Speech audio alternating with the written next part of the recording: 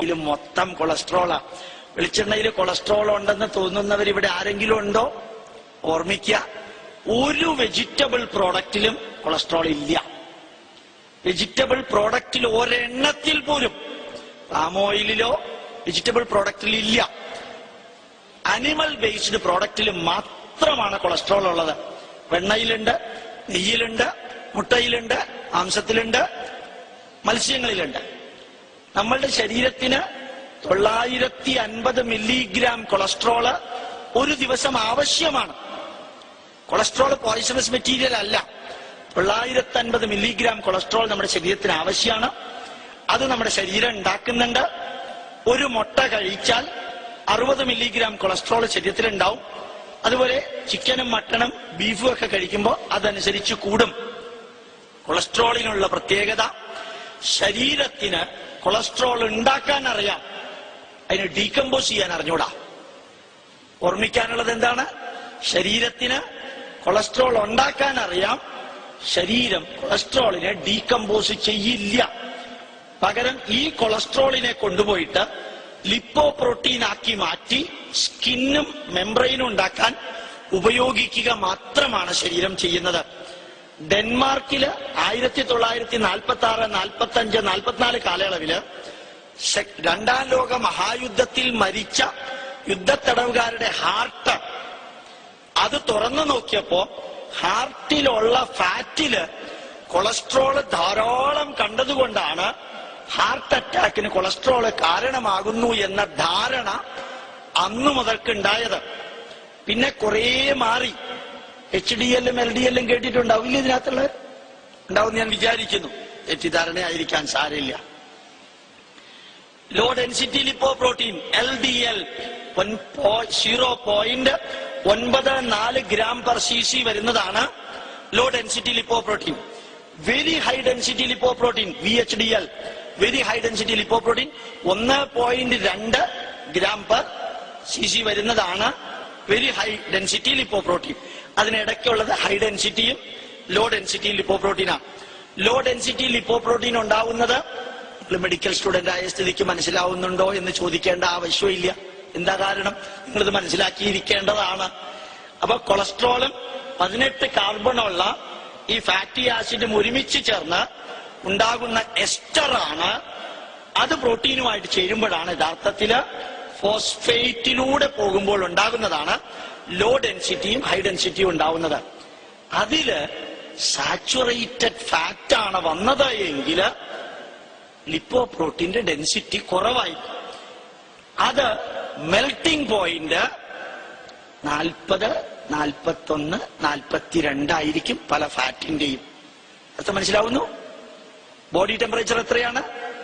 37.3 degree Celsius. അപ്പൊ ഫാറ്റിന്റെ melting point 40, 41, body temperature 37.3. ഈ fat ബ്ലഡിൽ എങ്ങനെ ഇരിക്കും?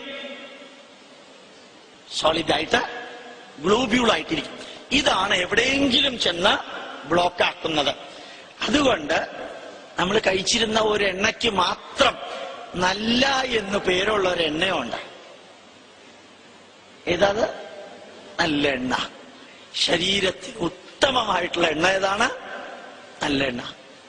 കാരണം എല്ലാം omega-3 poly unsaturated fatty acid, PUFA ഉള്ളത് അതാണ്. അത് കുറച്ച് കുടിച്ചാലും ഒരു കുഴപ്പമില്ല. കുടിക്കണ്ട, കുടിച്ചാലും കുഴപ്പമില്ല എന്ന് പറഞ്ഞതാ.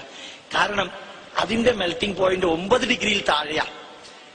അതുകൊണ്ട് അൺസാച്ചുറേറ്റഡ് ഫാറ്റി ആസിഡ് ഉള്ള ഫാറ്റ് ഒരു ദിവസം നമ്മുടെ ശരീരത്തിന് 40 ഗ്രാം വേണം. നമ്മൾ ഡോക്ടർമാര് ഭയപ്പെടുത്തുന്നു, നിങ്ങൾ ഫാറ്റ് ഒഴിവാക്കണം, പക്ഷെ ചിപ്സും മറ്റുള്ളത് ഒഴിവാക്കണം. എന്താ കാരണം? ഈ എണ്ണ 167, 170 ഡിഗ്രി ചൂടാക്കിയിട്ടാണ് ചിപ്സ് വറക്കാൻ വേണ്ടി അതിലിടുന്നത്. അതിൽ വെള്ളവും ഉപ്പും കൂടി ചേരുമ്പോ പെറോക്സൈഡ്സും ഹൈഡ്രോ പെറോക്സൈഡ്സും ഉണ്ടാവും. അത് ക്യാൻസർ വരുത്തുന്നുള്ളത് ഉറപ്പാണ്. അതുകൊണ്ടാണ് ഈ ഹൈഡ്രോ പെറോക്സൈഡ്സും പെറോക്സൈഡ്സും ഉണ്ടാവാൻ സാധ്യതയുള്ള ചുട്ടെണ്ണ എന്ന് കേട്ടിട്ടുണ്ടോ? ഒരിക്കൽ വറുത്ത് കഴിഞ്ഞുള്ള എണ്ണയ്ക്ക് എന്താ പറയാ? ഒരിക്കൽ പപ്പടമൊക്കെ വറുത്ത് കഴിഞ്ഞ എണ്ണയ്ക്ക് ഒരു 5 ദിവസം ഒരേ എണ്ണ ഉപയോഗിച്ച് നിങ്ങൾ പപ്പടം കാച്ച, എന്നിട്ട് 2 ദിവസം അതിൽ വെക്കാം. എന്നിട്ട് ഒരു 2 ഗ്രാം എടുത്ത് ഒരു കോഴിക്ക് കൊടുക്കാം. 5-ാമത്തെ മിനിറ്റ് കോഴി ചത്തിരിക്കും. സംഭവം മനസ്സിലായി? കാരണം പെറോക്സൈഡ്സും ഹൈഡ്രോ പെറോക്സൈഡ്സും ആണ് അതിനകത്ത് ഉണ്ടാവുക. അതുകൊണ്ട് നമ്മൾ അൺസാച്ചുറേറ്റഡ് ഫാറ്റി ആസിഡും തിരിച്ചറിയാതെ രോഗികളെ പലപ്പോഴും ഭയപ്പെടുത്താറുണ്ട്. വെണ്ണയില് ധാരാളം കൊളസ്ട്രോൾ ഉണ്ട്. വെണ്ണ വെജിറ്റേറിയൻ പ്രൊഡക്റ്റ് അല്ല. അതുപോലെ നെയ്യിലും ധാരാളം കൊളസ്ട്രോൾ ഉണ്ട്. കാരണം വെണ്ണയിൽ നിന്ന് വരുന്ന സാധനം തന്നെയാണ്. കൊളസ്ട്രോൾ ആ രീതിയിലാണ് ഉള്ളത്. ഇപ്പോ വെളിച്ചെണ്ണയിൽ കൊളസ്ട്രോൾ ഇല്ല എന്ന് പറഞ്ഞതും അത് ഉണ്ടെന്ന് പറഞ്ഞത് ആരാണ്? അമേരിക്കൻ ഓയിൽ കെമിസ്റ്റ് സൊസൈറ്റിയിലെ അംഗങ്ങളാണ് വെളിച്ചെണ്ണയില് കൊളസ്ട്രോൾ ഉണ്ടെന്ന് പറഞ്ഞത്. പിന്നെ എന്തിനാ അവര് അല്ലെന്ന് പറഞ്ഞത്? അമേരിക്കൻ കോടതിയിലേക്ക് പലരും പോയി. ആ കോടതി $ഇത്ര കോടി കോമ്പൻസേഷൻ കൊടുക്കാൻ പറഞ്ഞപ്പോ അവർ നിരുപാധികം മാപ്പ് പറഞ്ഞു, വെളിച്ചെണ്ണയിൽ കൊളസ്ട്രോൾ ഇല്ല. മനസ്സിലായി?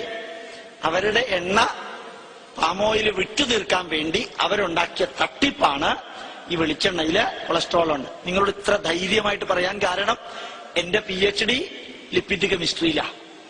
എന്റെ ഡോക്ടറേറ്റ് ലിപ്പിഡ് ബയോകെമിസ്ട്രിയിലായത് കാരണം ഉറപ്പിച്ചു പറയാം, ഞാൻ ഇന്ത്യക്കകത്തും ഇന്ത്യക്ക് പുറത്തും വർക്ക് ചെയ്തത് അതേ ഫീൽഡിൽ തന്നെയാണ്. അത് കാരണം ഞാൻ നേരത്തെ പറഞ്ഞൊരു വരി കൂടി ഇതിന്റെ കൂട്ടത്തിൽ ചേർക്കണം. അപ് ടു ഡേറ്റ് ആയിട്ടുള്ള ബയോകെമിസ്ട്രി നോളജ് ഹെൽത്തുമായി ബന്ധപ്പെട്ട് നിങ്ങൾക്കുണ്ടാകണം. നമ്മളുടെ കേരളീയരുടെ രോഗങ്ങളില് 60% രോഗങ്ങള് വെറും ഹൈഡ്രോ തെറാപ്പി കൊണ്ട് മാറ്റാം. 60% രോഗം ഹൈഡ്രോ തെറാപ്പി. എന്താ ഹൈഡ്രോ തെറാപ്പി? രാവിലെ എഴുന്നേറ്റിട്ട് 4 ഗ്ലാസ് വെള്ളം കുടിക്കുക. അത് തന്നെ, വേറെ ഒന്നുമില്ല.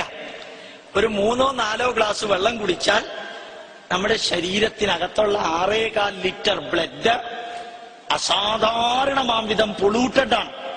കെട്ടിക്കിടക്കുന്ന വെള്ളം മാതിരിയാണ് ശരീരത്തിലെ ബ്ലഡ് ഇരിക്കുന്നത്. അതിനെ പ്യൂരിഫൈ ചെയ്യാൻ എന്തെങ്കിലും വഴി നിങ്ങൾ കണ്ടുപിടിച്ചിട്ടുണ്ടോ? ശരീരത്തിന്റെ പുറത്ത് 27 പ്രാവശ്യം കുളിച്ച എഫക്റ്റ് കിട്ടുന്ന ജീവ സോപ്പ് തേച്ച് കുളിക്കാം. അകത്തെന്ത് ചെയ്യും? ഈ അകത്തെങ്ങനെ ക്ലീൻ ചെയ്യും? ഒരു വഴിയില്ല. അത് മറ്റുള്ളവരെ വെള്ളം കുടിപ്പിക്കുന്നതിന് പകരം അവനവൻ വെള്ളം കുടിക്കുക.